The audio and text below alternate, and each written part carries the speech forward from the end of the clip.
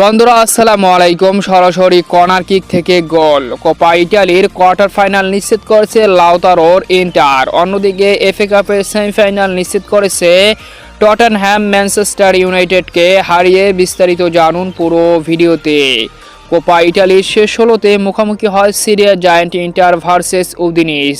নিজেদের ঘরের মাঠে আধিপত্য দেখিয়ে উদিনিসকে ২-০ গোলের ব্যবধানে উড়িয়ে দিয়ে কোয়ার্টার ফাইনাল নিশ্চিত করে লাউতারোর ইন্টার, যেখানে ম্যাচের ৩০তম মিনিটে দুর্দান্ত গোলে লিডে এগিয়ে যায় ইন্টার। এরপর আর ইন্টারকে পিছনে ফিরতে হয়নি।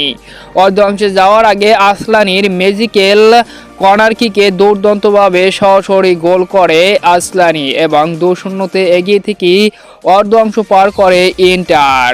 দ্বিতীয়ার্ধে একাধিক সুযোগ পেল আর গোল করতে সক্ষম হয়নি কোনো দল। শেষ পর্যন্ত ২-০ গোলের ব্যবধানে কোয়ার্টার ফাইনাল নিশ্চিত করে ইন্টার। অন্যদিকে এফএ কাপের কোয়ার্টার ফাইনালের বিগ ম্যাচে মুখোমুখি হয় ম্যানচেস্টার ইউনাইটেড ভার্সেস টটেনহ্যাম। আর দুর্দান্ত সেই ম্যাচে ৪-৩ গোলের ব্যবধানে ইউনাইটেডকে হারিয়ে সেমিফাইনাল নিশ্চিত করে টটেনহ্যাম। ম্যাচের ৫৪ মিনিট পর্যন্ত ৩-০ গোলের ব্যবধানে এগিয়ে ছিল টটেনহ্যাম নিজেদের ঘরের মাঠে। এরপর অবিশ্বাস্যভাবে কামব্যাক করে ম্যানচেস্টার ইউনাইটেড। তবে ম্যাচের ৮৮তম মিনিটে সনের সরাসরি কর্নার কিকের ডাইরেক্ট গোলে অবিশ্বাস্যভাবে ৪-৩ গোলের ব্যবধানে জয় নিশ্চিত করে টটেনহ্যাম।